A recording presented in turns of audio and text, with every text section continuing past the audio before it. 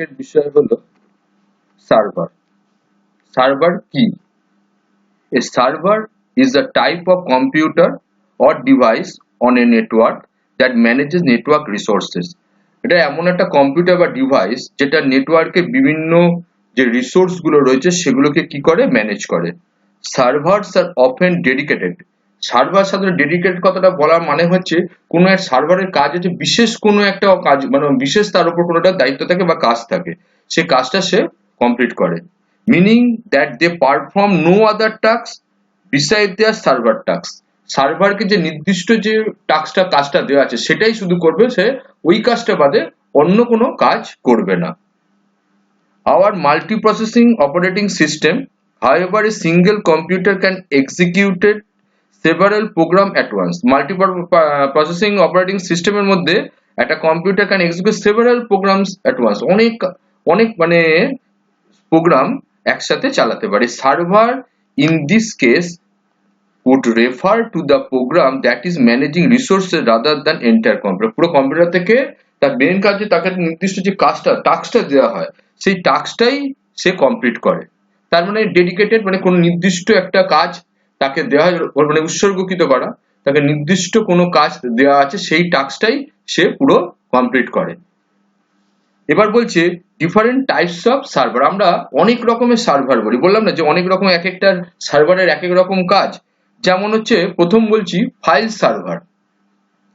File server a computer and central storage device. এখানে central storage device বলতে মানে একটা কম্পিউটার যেটা হচ্ছে সেন্ট্রাল স্টোরেজ ডিভাইস হিসাবে কাজ, ডেডিকেটেড টু স্টোরিং ফাইলস। এই ফাইল সার্ভারের কাজ কি? যত ফাইল আছে সেই ফাইলগুলোকে ওখানে স্টোর করে রাখা। Any user on the network can store files. Any user on the network can store files on the server. এই যে এখানে একটা ছবি দেখছি, পিকচার আমরা এখানে দেখছি, একটা সার্ভার রয়েছে। সার্ভারের সাথে যুক্ত যে সমস্ত পয়েন্টগুলো কম্পিউটারগুলোকে দেখতে পাচ্ছি, এগুলো এক একটাকে বলা হচ্ছে ক্লায়েন্ট কম্পিউটার, ক্লায়েন্ট, বা একে আমরা নোডও বলি। ঠিক আছে, এটা ক্লায়েন্ট বা নোডও বলা যেতে পারে। অর্থাৎ এরা নির্দিষ্ট কাজ করছে। মনে করো যে এই সার্ভারে কোনো একটা ফাইল সার্ভার শেয়ার করেছে, তখন এই ক্লায়েন্ট 1, ক্লায়েন্ট 2, ক্লায়েন্ট 3 এইভাবে সমস্ত ক্লায়েন্টরা দেখতে পাবে। আবার যদি কোনো নির্দিষ্ট ক্লায়েন্টের উদ্দেশ্যে যদি সেইটা যদি করা হয় যে এই ক্লায়েন্টগুলোই দেখতে পাবে, সেটাও নির্দিষ্ট করে রাখা যায়। এছাড়া a file server does not normally perform computational tasks or run programs. File server সাধারণত কোনো কম্পিউটেশনাল যে সমস্ত টাস্কগুলো সেগুলো না, অর্থাৎ বা অন্য কোনো প্রোগ্রামও চালু করে না। তার উদ্দেশ্য হচ্ছে ফাইল জমা রাখা, মানে সে শুধু ফাইলই জমা রাখবে। Print server a computer that manages one or more printer that and a network server is a computer that manages network traffic.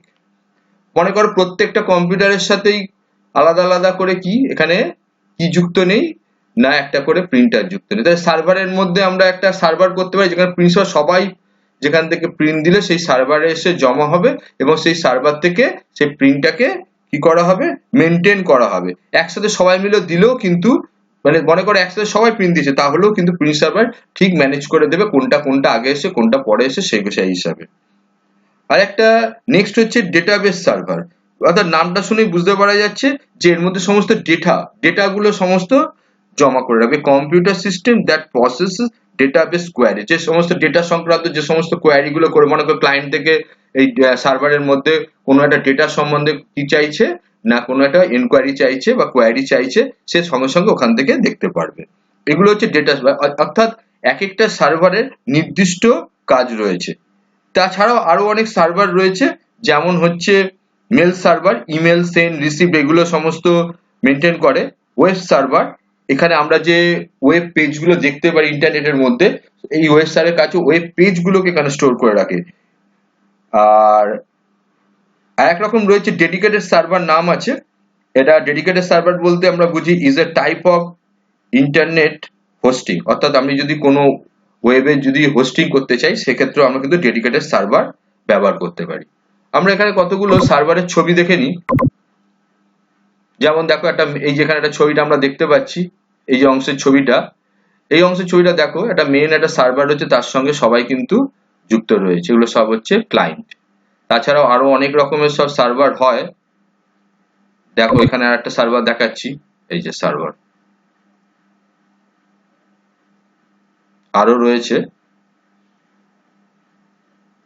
দেখো এখানে একটা ডায়াগ্রাম দিয়ে বোঝানো হচ্ছে ক্লায়েন্ট সার্ভার। আমরা পড়বো হোয়াট ইজ ক্লায়েন্ট। দেখো বিভিন্ন সব সার্ভারের ছবি। দেখো সার্ভারের সাথে যুক্ত আছে, এইটা খুব ভালো করে দেখো, ক্লায়েন্ট মেশিন, একটা প্রিন্টার রয়েছে। সবাই কিন্তু প্রিন্টারের মাধ্যমে প্রিন্ট দিতে পারবে। খুব সুন্দরভাবে দেওয়া আছে ছবিটা।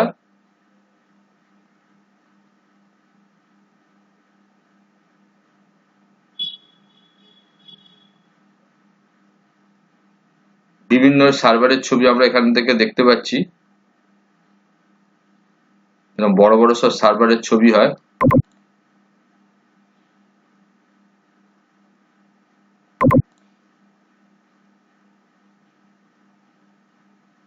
ঠিক আছে, তা এইবার আমরা পড়বো হচ্ছে ক্লায়েন্ট। ক্লায়েন্টের আরেকটা নাম হচ্ছে, একে আমরা ওয়ার্কস্টেশনও বলতে পারি। ক্লায়েন্টকে আমরা কি বলতে পারি? ওয়ার্কস্টেশনও বলতে পারি। A client is a piece of computer hardware or software that access a service made available by a server.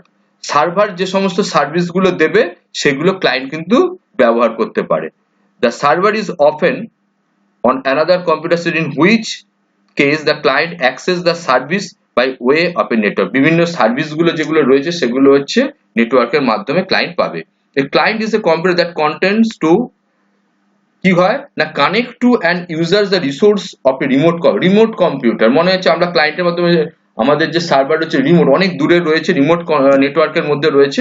In a network parallel network many computer network comprise a client computer for each employees, each of which connect to the corporate server.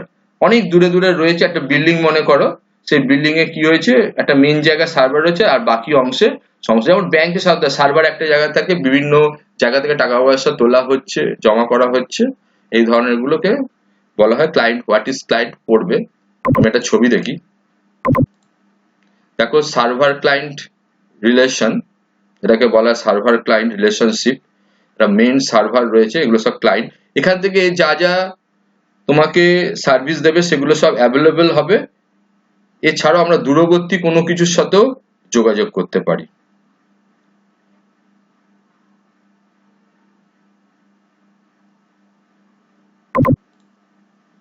দেখো server client, এই একটা server client.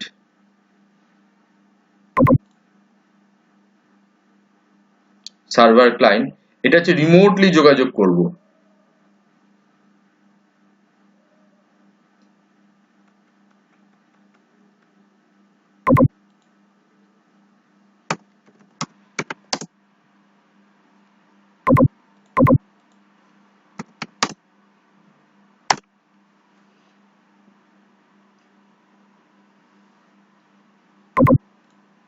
এখানে দেখতে দেখো file server, file সার্ভারের সাথে client গুলো যুক্ত আছে।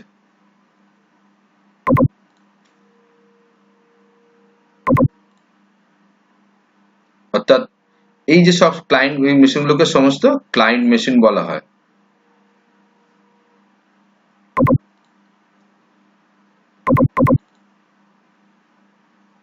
এইভাবে রিমোট লোকেশন থেকে দেখো মেন অফিসে কাজ করা হচ্ছে, রিমোট লোকেশন ক্লায়েন্ট সফটওয়্যার, মানে বাড়িতে বসে আছে, এটা হলো অফিস, এখান থেকেও কিন্তু দেখো যোগাযোগ করতে পারছি।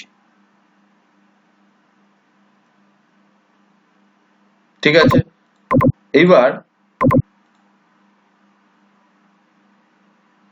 খুব একটা ইম্পর্টেন্ট প্রশ্ন, গেটওয়ে।